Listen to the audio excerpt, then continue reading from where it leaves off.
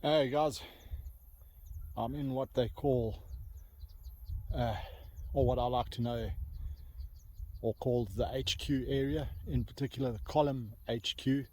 So in other words, where Glenn's tents were formed up, it's a little flat area. That's the neck, Black's Kopje.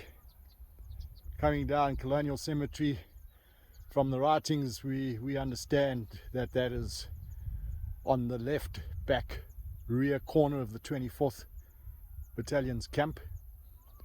The road in between that and then the second tree in the mid-ground is where the Colonial Horse and your Imperial Mounted Infantry camp was. And coming into here, Royal Artillery campsite directly down in front of us, the second 24th camp, and then extending along to the native contingent camps. Did I miss one? No. Anyway, there we go. There's your hills. What's of note when you look at it from this angle, where Cavey and Mustaine were sent up, there is actually a little neck there between those two, right in the center there. And yeah, that rules out that they actually went up the re-entrant next to the mission station. When we go to Drummond's report, I'm going to come out a bit. There's Mkwene. There's an entrant down between Mkwene and the lodge. Another entrant on the right hand side of the lodge, or from the Zulu perspective, the left hand side of the lodge. That bump in the middle of the Inyoni Ridge is probably where the commanders were. And it goes along another entrant into the battlefield, or off of the Inyoni Ridge. And it starts to taper out. Way too rocky over there, way too steep for us to come in from the Zulu army side there. And we get to the notch, which is directly in the center on the horizon. Coming across, that's a Tuzi and Conical. From this position, Conical is to our left front, not directly in front. And that gives us an idea of where Drummond is, or where he was in this campsite. And when he talks about the hills on the left, well, those are them there. It's that whole line of hills. Barry's picket would have been on Mkwene with the Picardy guys. Somewhere out here in the front of the camp, probably in the dead ground, where just trying to see, not quite in line with those trees, but if you draw a line down with those trees, you can see the Stony Ridge in front of us. That village is gone. That's out there on the ridge line, or behind the ridge line, and that's probably where some of the NNC pickets were as well. In particular, the strong Zulu faction. So yeah, Mike, I'm just going through the report here as well, same time. Shortly afterwards, we heard firing in the direction taken by Sikali's mounted men, or mounted contingent, and then all the oxen and horses were brought in. Where the oxen and horses were, I'm not sure, but probably behind the camp line. Yeah. There's Mkwene camp line, like I've said, extending right across this frontier, all the way through to there, and the Colonial Cemetery marks that 24th left corner. So I'm trying to jump back a little bit. We're Durnford off saddles, Sikali's men going to the ridge to our left. So the ridge to our left is anything out there, but I'm actually thinking they went up that re-entrant directly in the middle where Cavey and Mustaine would have gone up. So there's Mkwene. I don't think they would have used the re-entrant which goes up next to the mission. It's back in the day when the road wasn't there. It's quite a steep one. That one there in that notch or neck. Sounds good. And that is directly left. So I'm going to turn the camera 90 degrees, and there is conical to our left front, which ties in with the directions. He goes on to carry on mentioning that immediately afterwards, the Basutus and Edendale men, followed by Sekali's footmen, went towards a small conical hill to our left front. Yes, correct. Left front being there. So the native contingent camp would have been probably down here where those cairns are on this side of the road, if not a little bit higher up. So those guys are going to ride out across this little bit of plain, which is in the middle ground. I'm going to keep it in the middle ground. They're going to ride out, carry on along that ridge line, which is now center of the picture. There's conical coming into view. They come down that, and then they meet the original road, which is where that big donga is now. Right? And you can see the modern road. The new road was actually just slightly to the old road is slightly left of the modern road. Right? That line of trees down there, that's Durnford's donga. So Durnford headed out between that little pimple over there, which is Kwabe. The mountain behind it is Isipezi, where the Zulu army bivouacked the previous evening, but on the eastern side of it, not this side of it. So that's Kwabe, that's conical. So Durnford's heading out between those two, basically in the middle of them. That's where Durnford's headed. Right, so that's some of the directions that we know of. Come back to the road. There's the modern road, but like I said, if you see those dongas there, that's actually where the old wagon road was, and there's the modern road. So Durnford's position was actually left to the right of the wagon roads, which is down there below those buildings where the donga carries on. From the modern bridge downwards is where Durnford was. Durnford took up on the right hand side. The Natal Carbineers, NMP, those guys were filling in on the left of the road. When I talk about the road, it's the original wagon track.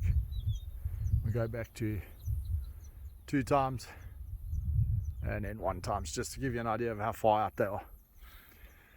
Right, and then let's go back in here, zoom in. We're going to follow that donga up in a straight line, and you'll see the modern road, the modern entrant road, which is there, cutting into it at 90 degrees, and then the modern road does a 90-degree bend and goes up the saddle behind that tree, up, other side of the colonial cemetery, up. That's a kraal in the background. I'm going to come back out, up, and there comes Black's Koppie and the saddle pucker where the cars are. That's the guard tent area, or what I call the guard tent cairn. Okay, so we're coming back to what Drummond is stating here. The company of the 24th, on arriving at the neck, came into action and lay down. Sekali's people still fighting on the ridge to the left from this. Okay, so basically, if we use that little notch, which is directly in line with the rump of Isantlawana, which is there, you draw that straight line in, there it goes into that little neck, that hollow on the mid horizon. That's where the guys have gone up. That's where Cavey, Dyson, Mustaine and them have gone up, and that's where Sekali and them have gone up. That's Mkwene.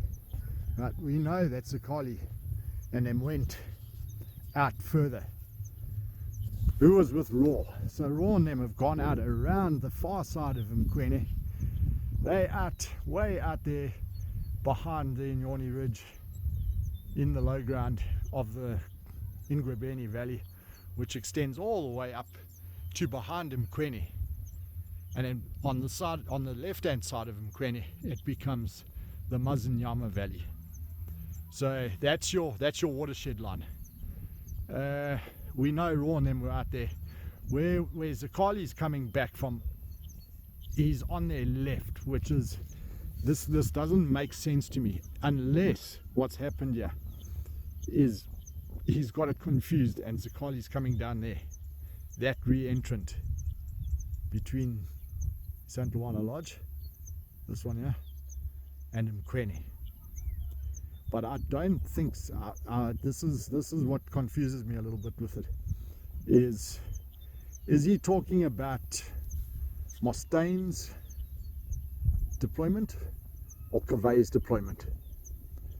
And his 1.5 miles is correct. So that distance on the left, conical hills on the left, that distance to that ridge line is about 1.5 miles. Yeah, and how he unless he's seeing Barry's picket come off of the top of Mkwene on the skyline behind this tree. So Barry's coming from right to left to meet up with those guys. That's the only semi-explanation that I can have when it comes to that statement of his. And another thing is I think he's using the left in context with where the ridge is. So he's talking about from this way that he's facing, because this is where he's giving his directions from. He's facing east or southeast, because east is actually about there somewhere. So I've put myself in a position where conical is to my left front. That is what we're taking his position as. So he can be anywhere in my line of view here or anywhere to the right of it. But he's referring to the ridge on the left, not the company's left. That's just my understanding. So also another way that I think we can understand it is that if it is the second company deployed up there, they deployed in that clear area just below Mkwene, and they're not actually over the ridge line. So that tree line is not, it's about halfway there up onto the ridge line. That tree line is on the ridge line, and it's not two ridges. It's just the way that the tree growth has happened to grow there.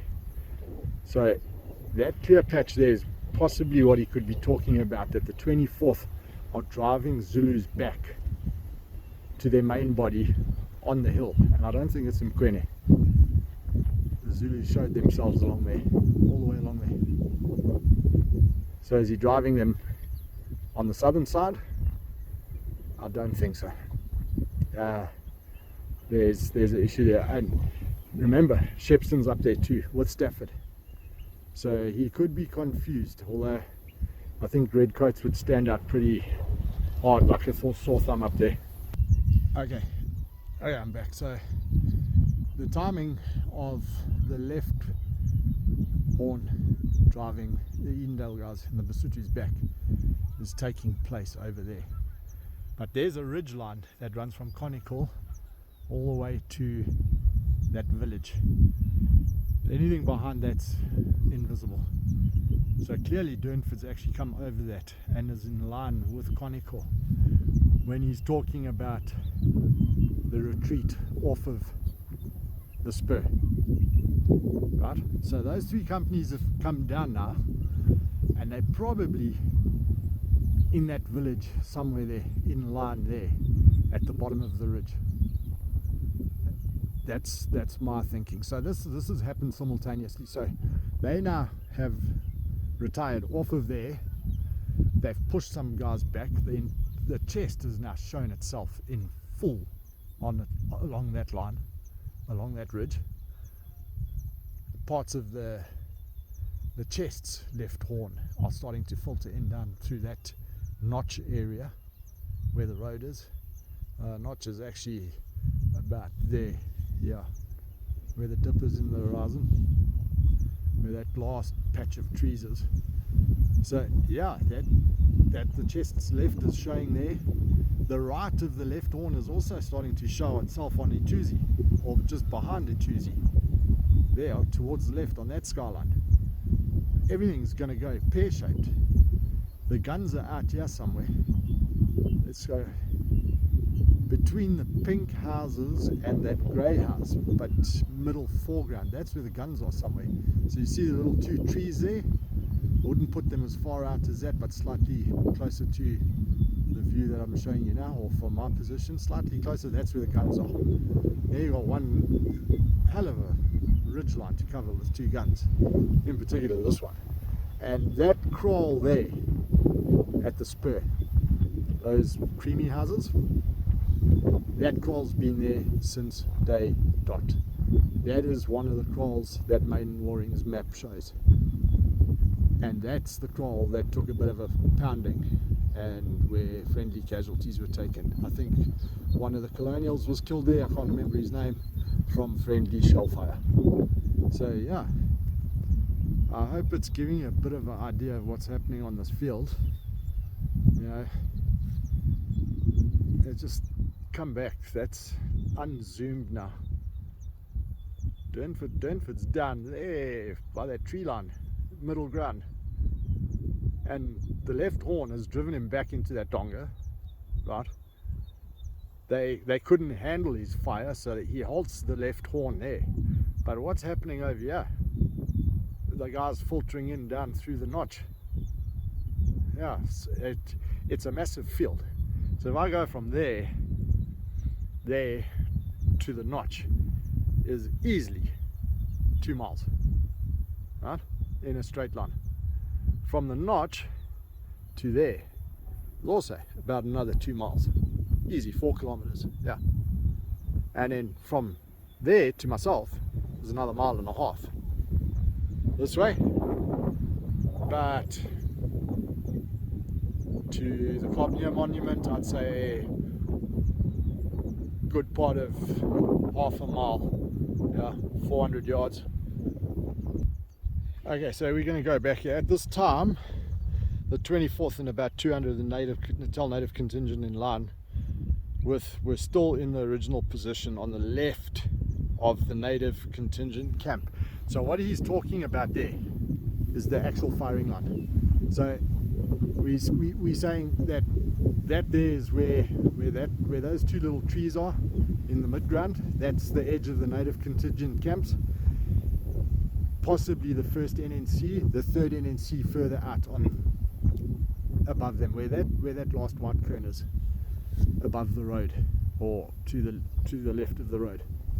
Can you see? I hope you can see the road. So yeah, he's talking about the companies that were left in front of the Native contingent that were forming that firing line along that ridge line there. And then obviously that picket of the, what's it, Abacalusi, I think it was, they had one of the Zulu guys, isiXhosa or whatever they were, yeah, isiXhosa, those guys that had a, that's what he's speaking about, is those guys that are out there, the probably Porteous, Wardell, and Diago, you know, that's what I'm thinking. Pope's out here, he's directly in front of us. Now one thing that I question about Pope is, Pope talks about, well, he had time to sit in his tent and write. His tent is directly in front of us here by these cranes. This is where we are positioned, the 2nd 24th camp. If you go out further out there, and I'm going to zoom in here now.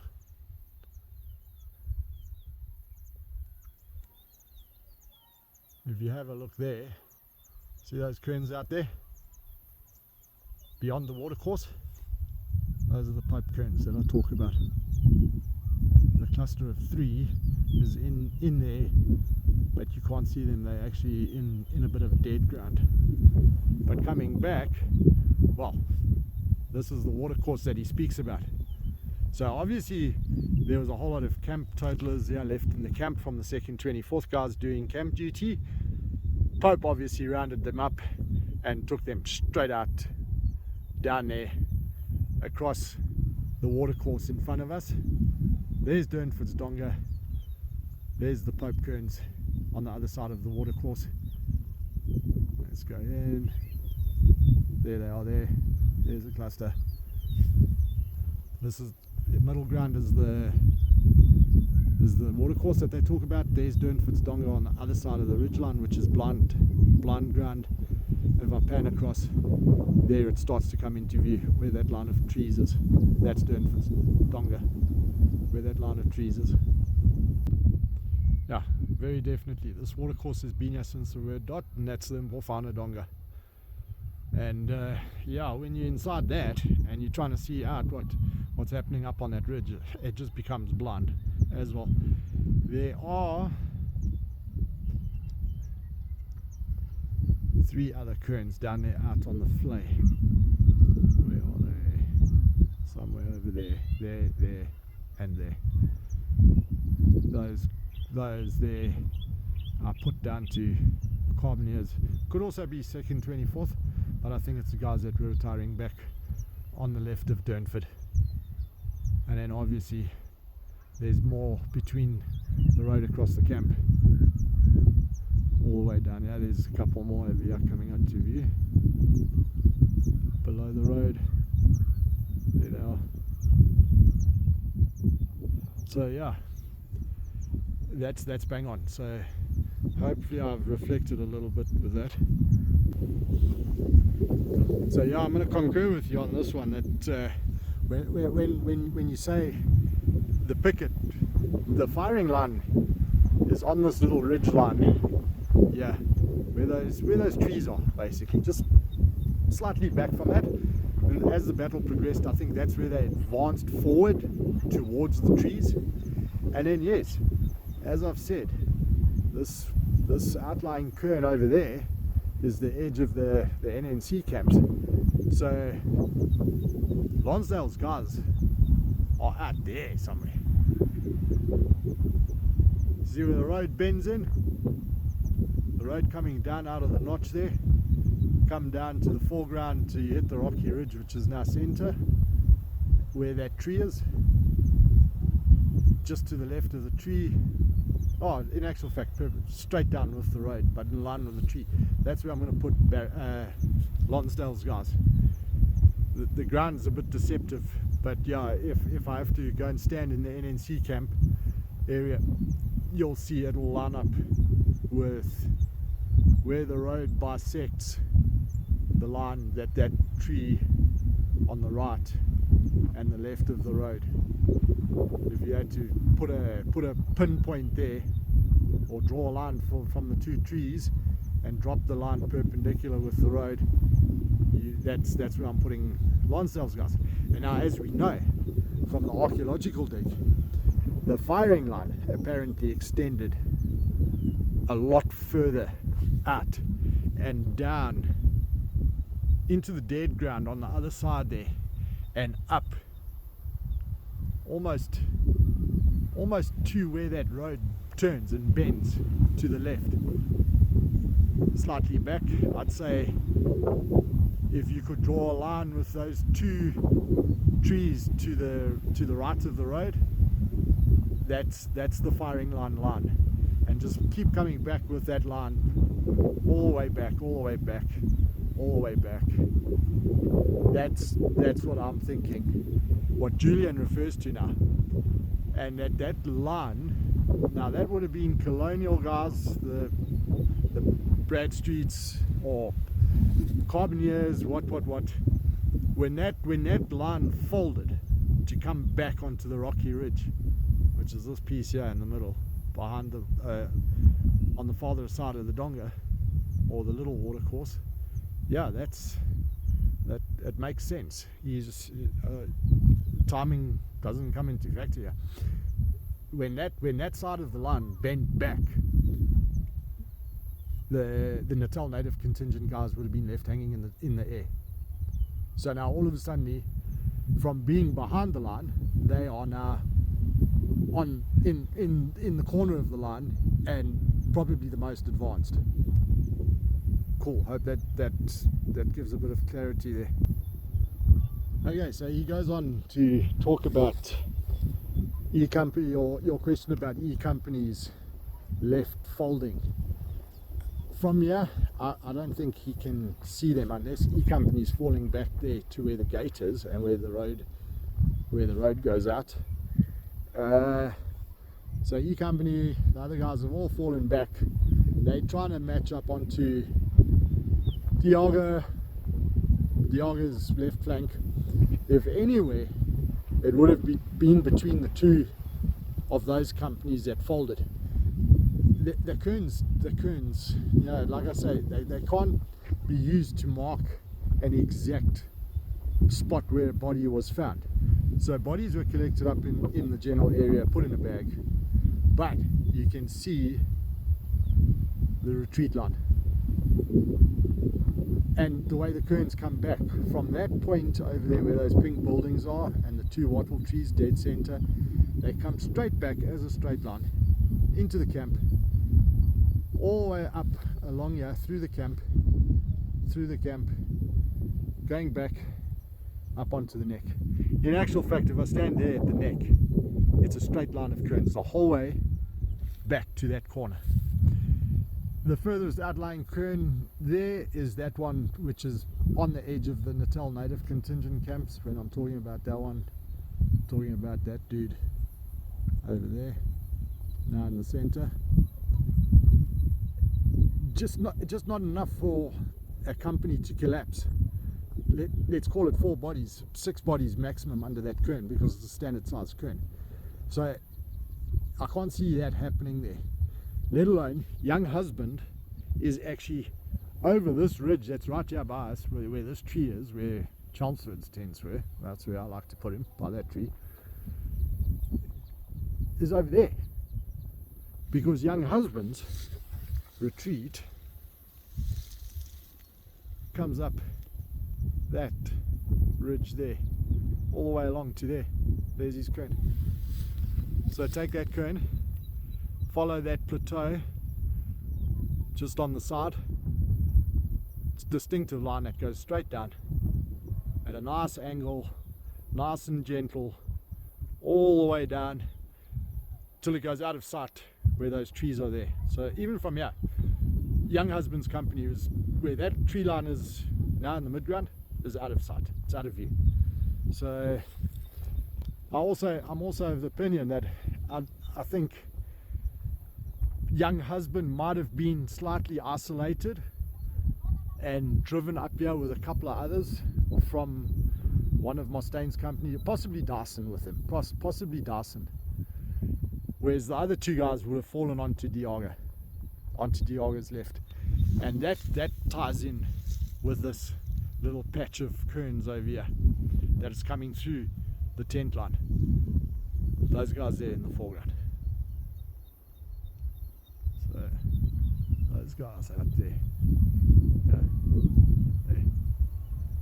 There. That's how I see it. Hey bro, I hope you've got some understanding on that side. Yeah, so I'm concurring with you on here. It seems to indicate that he had been first pulled from the right flank back to the rocky ridge and subsequently redeployed towards Durnford in the Yokwana Donga. So yeah, Pope is on the extreme right of the Imperial line. Porteous, Wardle, Guns, Diaga, doing that D shape out there. Pope's directly ahead of us.